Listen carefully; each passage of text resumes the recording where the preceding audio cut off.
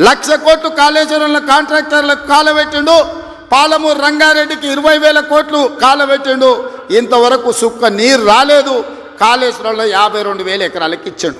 1,00,000 కోట్లు కాంట్రాక్టులకు బిల్లు ఇస్తే 52,000 ఎకరాలకు నీళ్ళు వచ్చినాయి. ఈసారి అవి కూలిపోయి అది కూడా రాలే. ఇప్పటి వరకు చంద్రశేఖరరావు గారు ఈ 10 ఏళ్లల్లో 1,83,000 కోట్ల రూపాయల ప్రజాధనాన్ని ఇరిగేషన్ ప్రాజెక్టుల మీద పెట్టిండు. నేను సూటిగా అడుగుతున్నా, ఏ ప్రాజెక్ట్ అయినా నువ్వు పూర్తి చేసినవా? ఏ ఒక్క ప్రాజెక్ట్ అయినా తెలంగాణ ప్రజలకు అంకితం చేసినవా? ఇది పూర్తయింది, ఇది ప్రజలకు అంకితమైంది, దీంట్లో నీళ్ళు వస్తున్నాయని చెప్తావా అని నేను అడుగుతున్నా. ఇవాళ మల్లన్న సాగర్ అంటాడు, రంగనాయక సాగర్ అంటాడు, కొండపోచమ్మ అంటాడు. రంగనాయక సాగర్ కడితే రంగనాయక సాగర్ దగ్గర హరీష్ రావు ఫామ్ హౌస్ కట్టుకున్నాడు. 3 దిక్కుల ప్రాజెక్ట్ ఉంటుంది, మధ్యలో ఆయనకు ఫామ్ హౌస్ ఉంటుంది. ఆయనకు 360 డిగ్రీలు వాటర్ ఫ్రంట్ వ్యూ ఉండాలంట. భూసేకరణ కోసం తీసుకున్న భూమిని హరీష్ రావు పేరు మీదకి బదిలీ చేపించుకున్నాడు. ప్రాజెక్టు కోసం సేకరించిన భూములు రంగనాయక సాగర్ సిద్దిపేట దగ్గర ప్రాజెక్టు కోసం సేకరించిన భూములు ప్రాజెక్టుల నుంచి తొలగించి హరీష్ రావు ఫామ్ హౌస్ కట్టుకున్నాడు. దానికి లెక్క చెప్పాల్సింది హరీష్ రావు గారు. ఏం చింత చేయకు, లెక్కలు తీస్తున్నా, నీ లెక్క చెప్తా. కొండపోచమ్మ ప్రాజెక్టు కట్టిందే కేసీఆర్ ఫామ్ హౌస్కు కాలువలు తీసుకెళ్ళడానికి. ఇవాళ నిజ నిర్ధారణ కమిటీ వేసుకుందాం, కొండపోచమ్మ ప్రాజెక్టుకు పోదాం.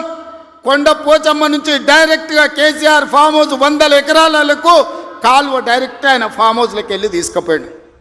1,000 కోట్లు ప్రజలే ఖర్చు పెడితే నీ ఫామ్ హౌస్కు నీళ్లు తీసుకెళ్తావా? ఇది న్యాయమా? చంద్రశేఖరరావు గారు, నిన్ను నమ్మి నీ చేతిలో రాష్ట్రం పెడితే, నీ కొడుకుని మున్సిపల్ మినిస్టర్ పెడితే జన్వాడలో 111 ఫామ్ హౌస్లు కట్టుకుంటాడు. ఆయన బామ్మార్ది ఇంకోటి కట్టుకుంటాడు. అందులో దీపావళి పండుగ వచ్చిందని చిచ్చుబుడ్లు కాకుండా సారాబుడ్లు పెట్టి దావతులు చేస్తాడు. ఏమనంటే మేము క్యాసినో నడుపుకుంటాం, మేము సారా బుడ్లు పెట్టుకుంటాం, కాబట్టి మమ్మల్ని ఏం అనొద్దు అని. అంటే బావ కళ్ళల్లో ఆనందం చూడడానికి ఆయన బామ్మార్ది ఏమి తాగి తందనాలు ఆడినా డ్రగ్స్ తీసుకున్నాడు. ఆ ఇంట్లో దొరికినా కేసు పెట్టొద్దా? ఒకసారి ఆలోచన చేయండి.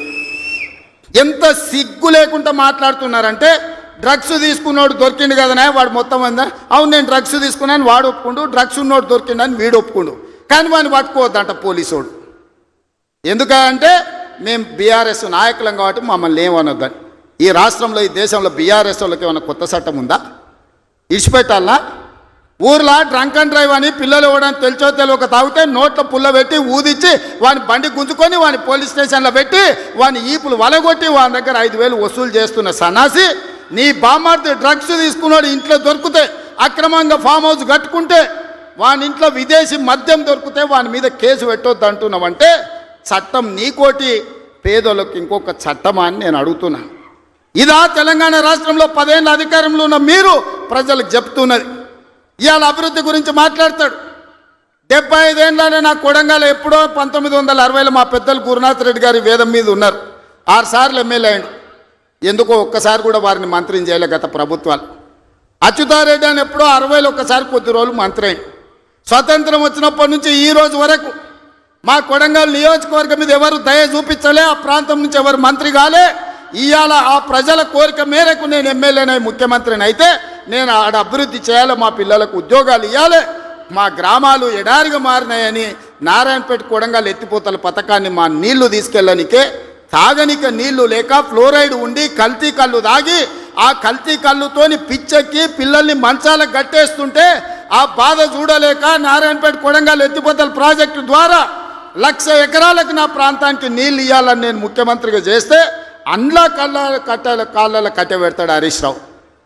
ఇదే కాదు, ఇవాళ నేను 1,000-1,200 ఎకరాలు ఆడ భూసేకరణ చేసి తొండలు గుడ్లు పెట్టని భూములను ఇవాళ ఏదైనా ఏజో పారిశ్రామిక వాడ తీసుకొచ్చి పరిశ్రమలు తెస్తే మా పిల్లలకు ఉద్యోగాలు వస్తాయి.